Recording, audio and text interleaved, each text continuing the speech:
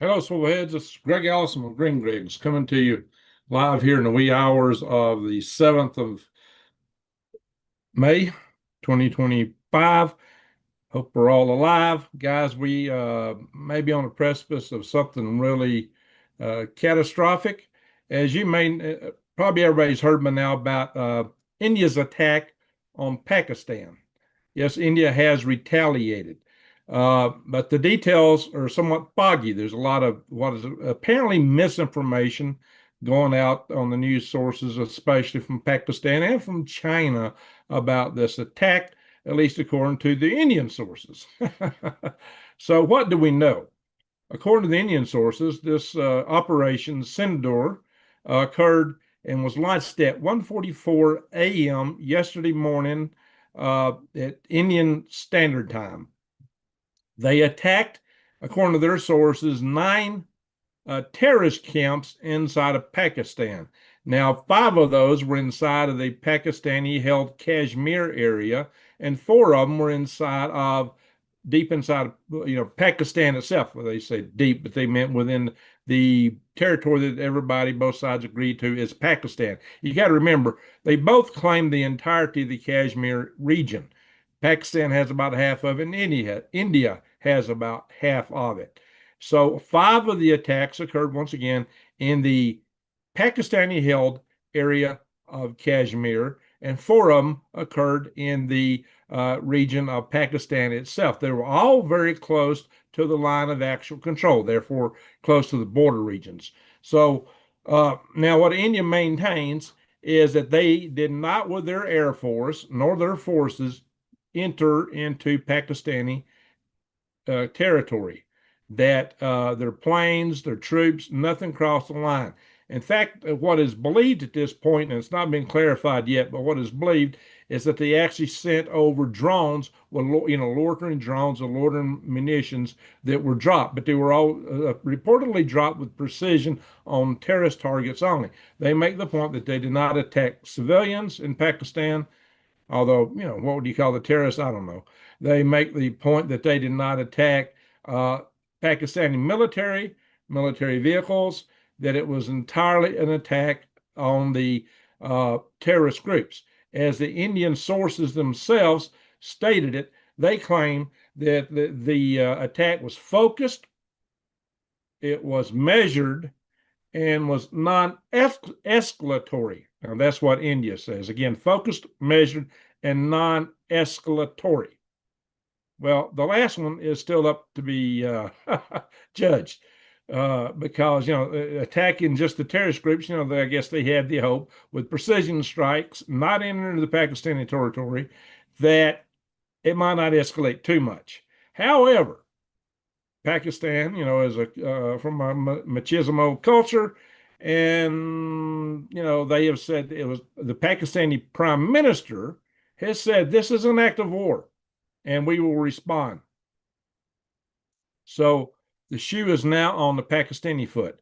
Now, it took 2 weeks for India to mount this operation after the attack that took 26 lives, civilian lives, terrorist attack in Kashmir region. There was 25 Indians and one, I believe, Nepalese person that was taken in those attacks. So to make it clear, what we see here is that the uh, retaliation is going to be where it all happens. And again, this could be like another 2 weeks from now. These are two nuclear powers. On one hand, nuclear weapons were deemed to be the kind of weapons that would essentially end wars because nobody would want to fight a country with nuclear weapons.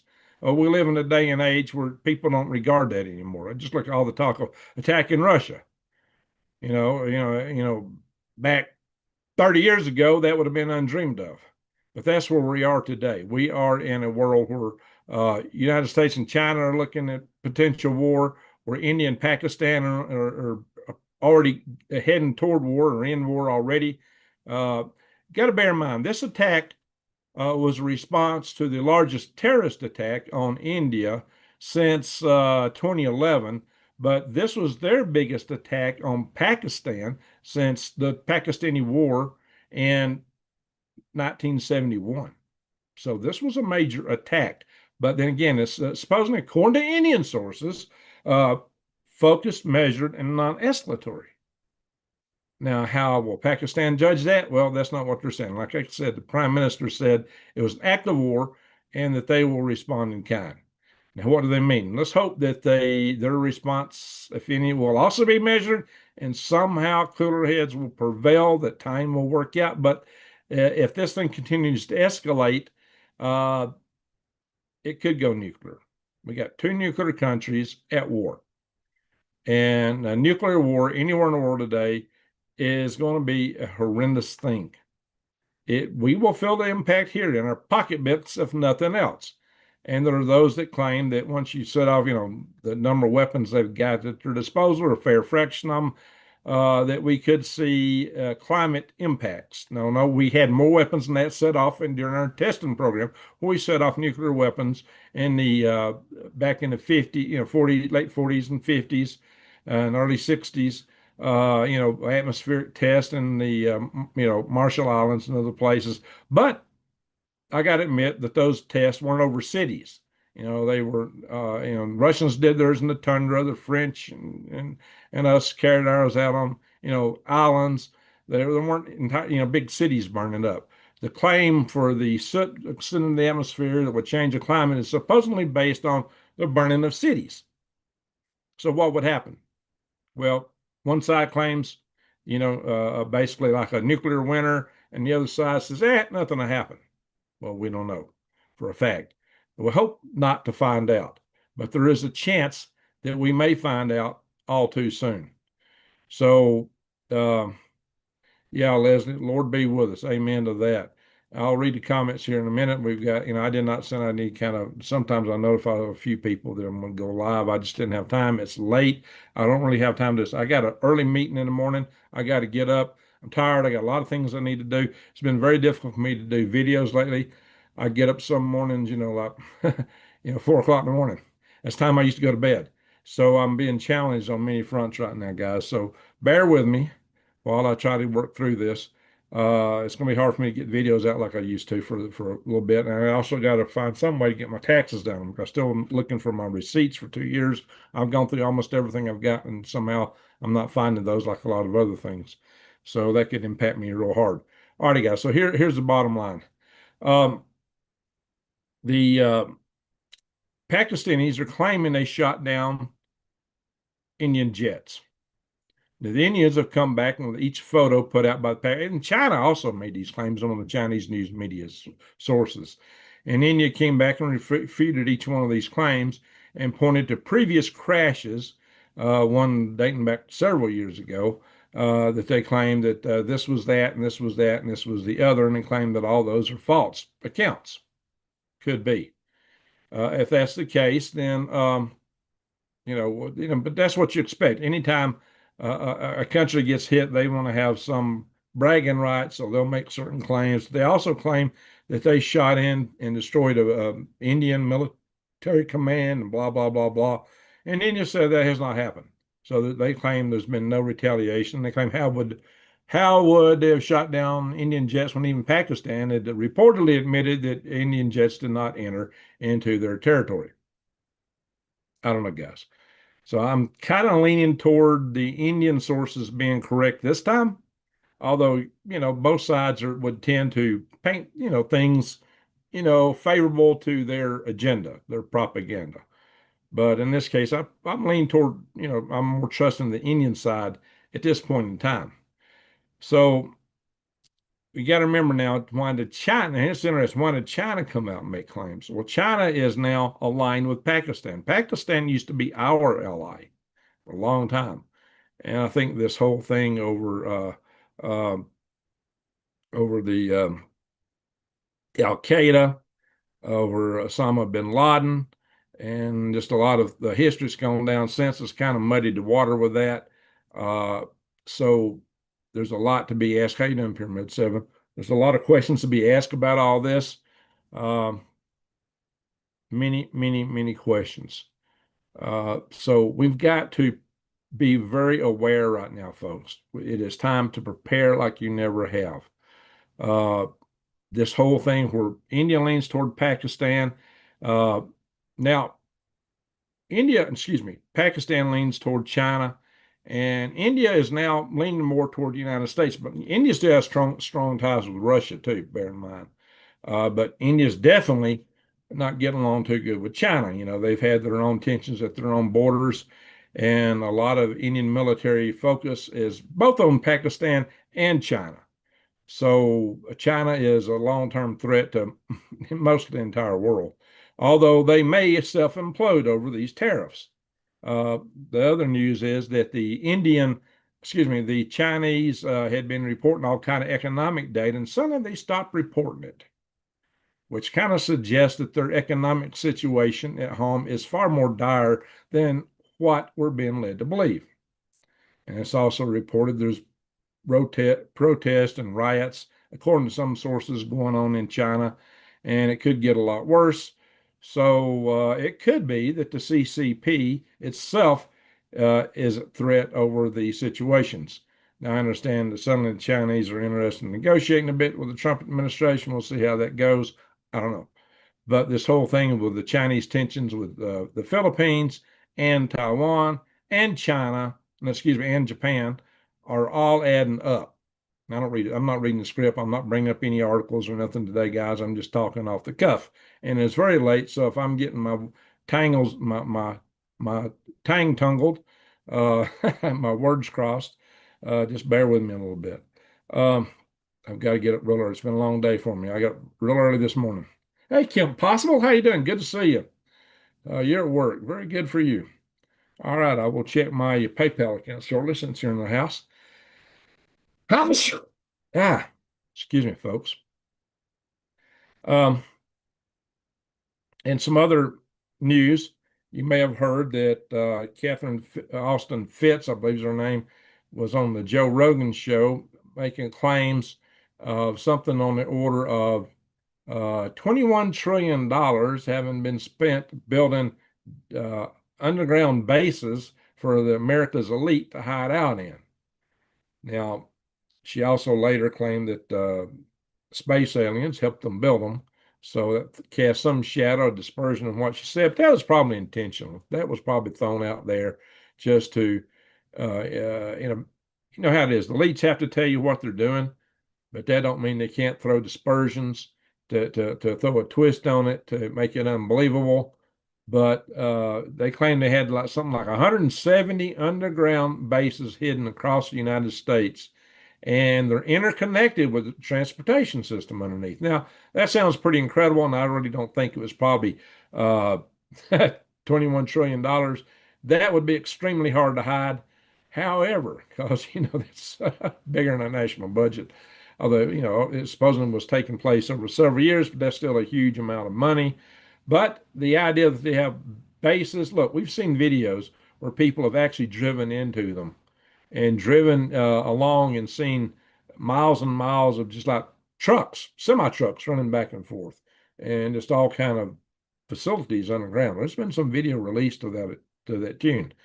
How did that video get generated? So that's just something to think about.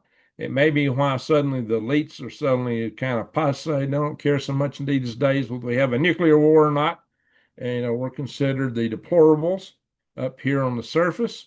And so if they got theirs covered, maybe they don't care about us. Maybe they just soon get rid of us. Maybe they consider us a burden, useless eaters. I don't know who's going to feed them. Maybe they do have some select big corporate farmers and things like that in their club that they would like to put underground. I don't know. But the bottom line on this is that you need to be ready yourself. You need to prep for yourself. You need to take care. It's planting season right now. I urge everybody to go to True Leaf Market and use my links to True Leaf Market and buy some seeds. And because those are heirloom seeds, the open air pollinated. They're not genetically modified. There's no genetically modified, no hybridized seeds on there. Same goes with Eden Brothers. And I usually post links to both of those. So check those out, please, my friends. Check those links out. Just get yourself ready. You need, the food prices are going up. They might be going down a little bit right now, but we've had such food inflation, but food security is going to be a big thing. Go to Walmart or wherever you can, find yourself some water filtration systems. Uh, if you go to prepwithgreg.com, you can find some long-term food storage, and you can also find water filters there, kind of like your Berkeley filters. So that's something else to take into account. They usually run various and sundry specials, so you might check that out, my friends. And just get yourself ready. Our money is the dollar is now being challenged more than ever across the world. It's losing status real fast. It's been a historical note that the dollar loses half its value every 6 years is a claim I recently heard. That's pretty fast. That kind of stunned me to hear that. But we do know that it loses value fast. It might be a reason to go to defythegrid.com and check out what's available there with gold and silver, gold backs, and whatever, platinum, and use the code Green Gregs to get 1% off. They're just things, you might look at. But, go prep. Go get you some prepping supplies. Hey, there'll probably be tariffs on Canada now, but see if Nate at the Canadian Preppers have got some good stuff for you to buy. I'll give him a plug. He's a good guy. You know, we don't always see eye to eye, but he's a good guy at heart. Um, there's also a lot of stuff you can just get at Walmart. A lot of prepping supplies you can get at Walmart, Home Depot, Lowe's, just anywhere. Camping stores. Hey, we got a super chat in the room here tonight. Rhonda, salute to you. Rhonda, thank you. Yeah, morning. Yeah, I got to end this video in a little bit. Now I'm going to go check with PayPal here. But the bottom line, guys, is we may be on the precipice of a nuclear war between Pakistan and India. We don't know how far this is going to go. The shoe is now on Pakistan's foot. India claims that their attack was non-escalatory because they only attacked terrorist areas and did so with precision strikes. Pakistan is claiming otherwise and claiming it's an act of war and claiming they will retaliate. And that's coming from the Prime Minister of Pakistan. So this could get ugly really fast. Guys, you better get ready. That's all I got to say. Get ready, guys, because we got a situation where we may be hitting Iran. The talks with Iran has bogged down. And if we're getting tangled up with Iran, it might be all the better time for China to move on Taiwan, which is something that might give them a diversion from their economic collapse at home. It might be their wag the dog operation to distract their people from the mayhem that China may be facing internally. So there's just a lot of things like that to take into consideration. I'm going to let me go here into the PayPal site. Since we got Kim Possible in the room. Oh, picked the wrong button. I'm on my phone here. Ding, ding, ding, ding. So, hi, Greg, from the home state of Alabama. Maria here from Anniston. Well, hello, Maria. Good to see you. All right, and indeed, we do have a super chat through. She goes on my Green Greg site, use my donation button. She donated $20. Kim Landry. Salute to you, Kim. Thank you so very much. I really appreciate that. Like I said, we're not going to stay on long tonight. I basically have put the gist of it out there already. And that is that we are on the precipice of war on several fronts.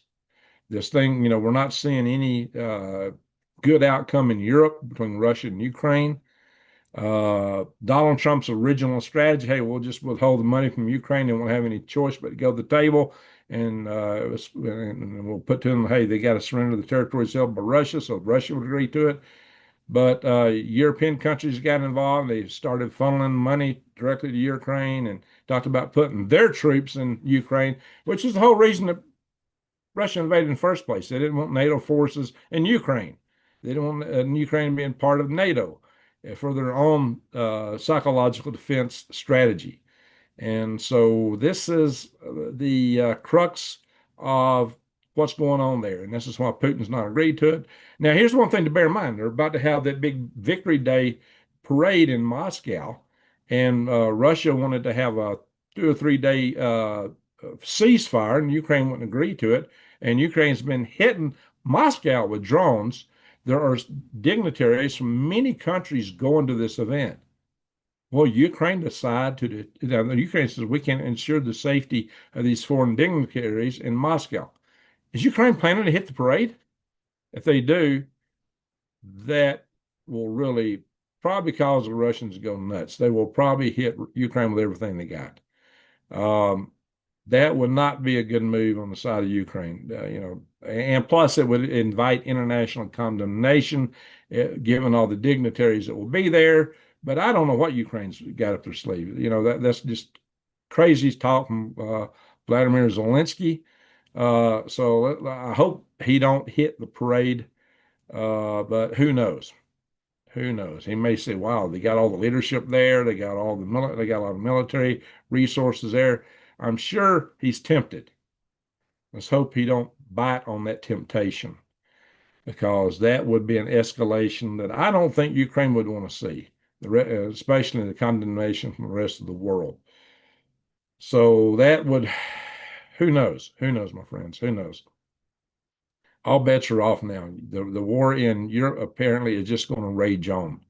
And given all the circumstances, Russia may just decide to take all of Ukraine. I don't know. At one time, they talked like they'd be happy with what's east of the Dnieper River and Crimea and what connects Crimea with that region, east of the Donbass region, basically, which is Kherson and Zaporizhia. The Donbass region, of course, is Oblast, Luhansk, and Donetsk. So, there's 5 oblasts there amongst those that Russia wants to keep. And they're mostly Russian speaking anyway. So why are we fighting a war to force a group of people to be a part of Ukraine that probably don't want to be a part of Ukraine?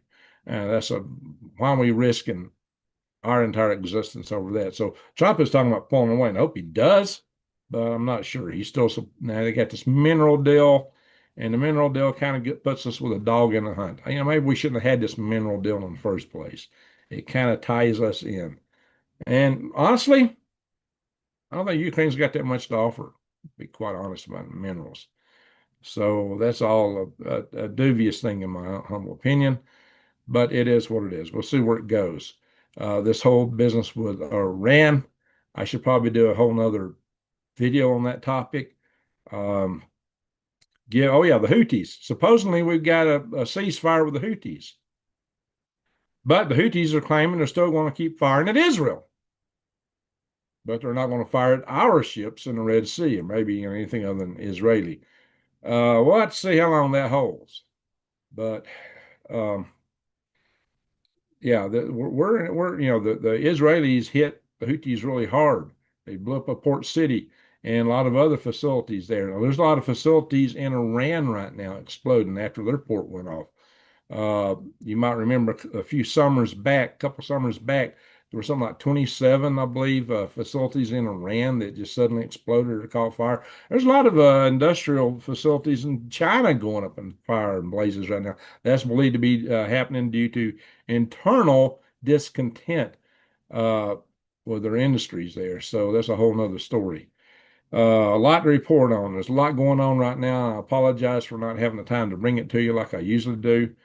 But, so I'm just hitting the high points. Given the nature of the war with Pakistan, I knew you all heard about it earlier, but I got more information about it, a little bit later as the Indians came out and clarified a lot of stuff from their side and proclaimed a lot of things that we've been hearing is not, in fact, not true, especially things that the Pakistanis and the Chinese are claiming. So we'll see. But Pakistan says it's going to retaliate. If they retaliate, India will retaliate. And this is how it goes tit for tat. This is how things escalate. We got 2 nuclear powers at risk here. We've got potential nuclear war that could be brewing with Iran. Now, supposedly Iran don't have nukes, but some of us believe that they've had 4 for a long time that came out of Kazakhstan. Um, and they're real close to being able to develop their own nukes. If we hit them, can we knock everything out sufficiently that they can't go back and decide, oh yeah, we're going to go full tilt now and finish our enrichment and build X number of nuclear devices? Well, given our success rate with the Houthis, that looks kind of dismal because the Iranians are dug in a lot better and have a lot more resources than the Houthis did. And Houthis just keep coming back up, and every time you strike them, and they strike again. I've said all along it's like playing whack-a-mole with the Houthis. Nate from Canadian Prepper calls them the honey badgers of warfare that just keep coming. I can take on anything. And there's a lot of truth in that. Okay, I'm not seeing the chat room moving here. I wonder if we're getting any more chat. I'm going to pull it up on my phone here and see what's happening in the chat room on my phone.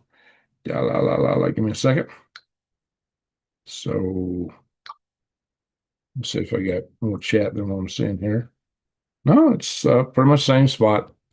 And we've been on there for how long? I don't see that.